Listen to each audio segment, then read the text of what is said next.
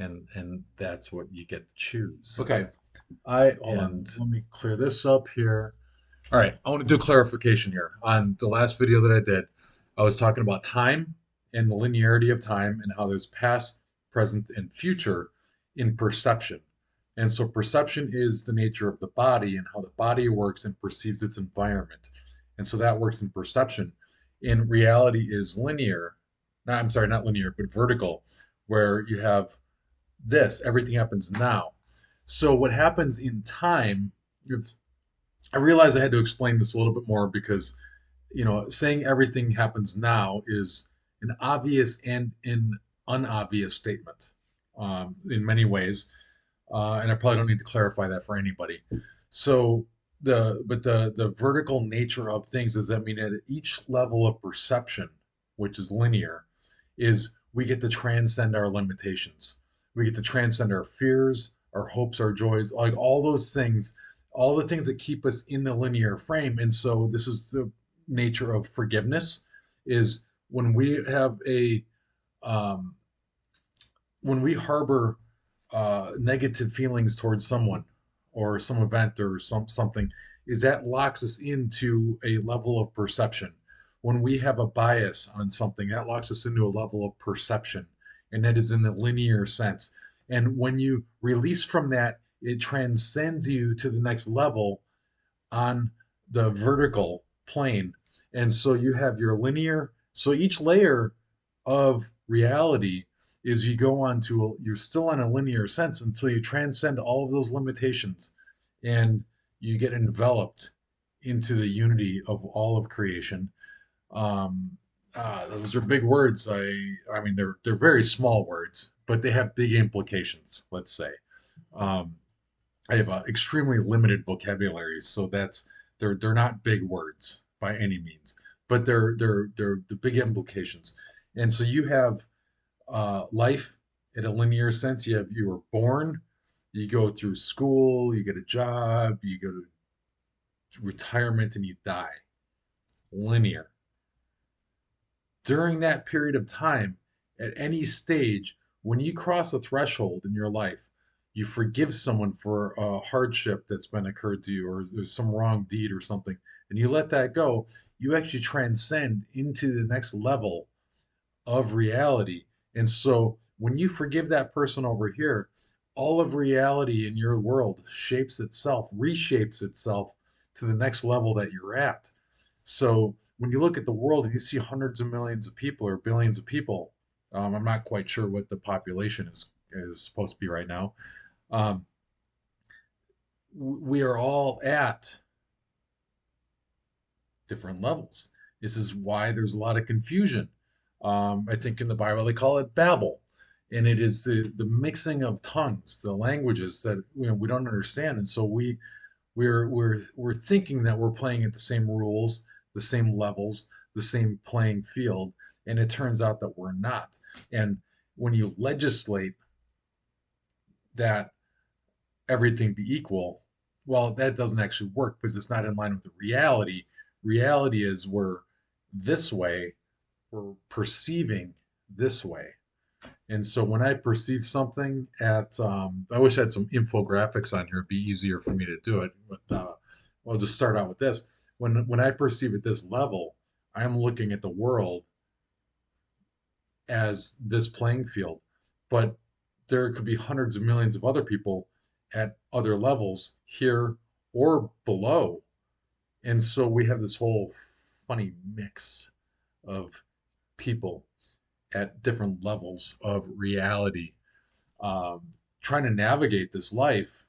And we have uh, this idea that it's all the same, but man, we're on way different playing fields continually, and that's the work in the human life is to work with what you got, surrender the negativity, and it doesn't mean ignore it. It means acknowledge it. Like, to surrender it is surrendering the aversion or the attachment to it because it can be addictive. Get that negativity, man. I want more of that because it feels like, give it to me. Or you'd be pushing it away because man, that just doesn't like what's that from that movie? Hey man, don't harsh my mellow. You don't want to harsh my mellow because I don't want any of that stuff there. But when you can embody it as part of the process and you can recognize what's yours that you're bringing forward and let it go, is you get to that next level and now you're up here, and you get to the next level, now you're up here, and all Simon, oh, I like this background. Turns out you're like up here climbing the top of the mountain, and you have this overview looking down on everything. And once you're up at the top, let me see if I can get the hand signals right up here. Once you're at the top up here, you can see down, you see over everything. In the Buddhist tradition, they call it the witness. When you're witnessing what's happening, because you're not identified with the stuff that's going on, and you're at this place.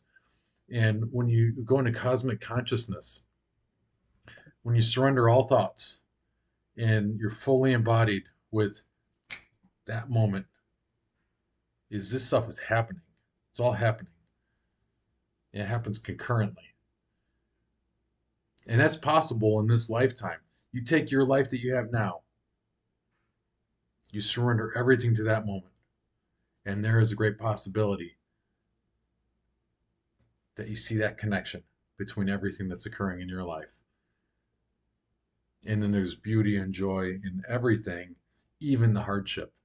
And the hardship is just information coming in. It's not good or it's not bad. It's not something to be avoided. It's not something to be pushed away. It's part of the process. And it's part of the process. It's like you have the ore that has to go through the fire, gets heated and treated in order to become a stronger metal. And so oftentimes we have to go through those processes. There's got to be a better word. Processes. That it might not even be the right word. I have to put my own self through the fire for vocabulary and storytelling, and I am aware of that fully. But in the meantime, we go through that fire. We get attacked. We get this. We get that. We get, we go through this process, and hopefully, not that it strengthens you to the degree. Here's what I want to clarify: it's not strengthening to the degree where you're protecting yourself. It has made your spirit stronger that those things don't affect you anymore. When you're protecting yourself, you haven't actually gone through the fire yet. When you're protecting yourself, you're still holding on to something about you that's not true.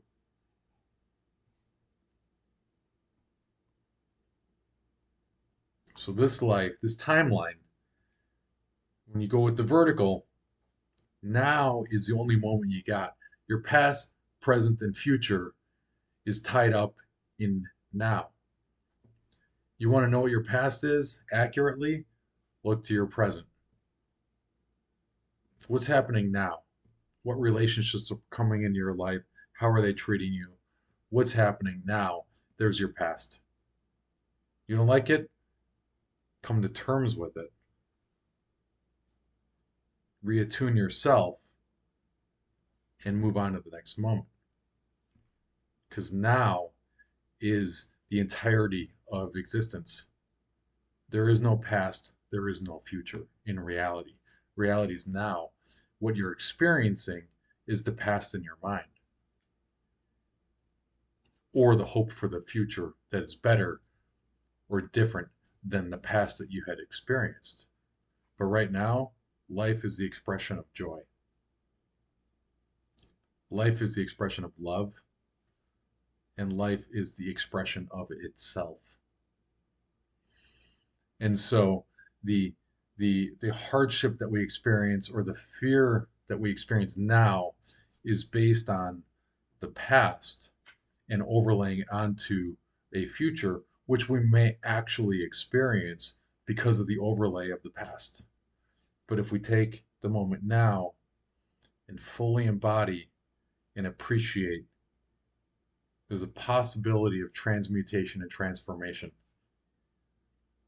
where the past no longer needs to represent itself in the future. This is the power of forgiveness. It's the power of surrender. It's the power of full embodiment of the present. And it's possible. It is the hardest work in the world to do. It's the hardest. And it's the most rewarding.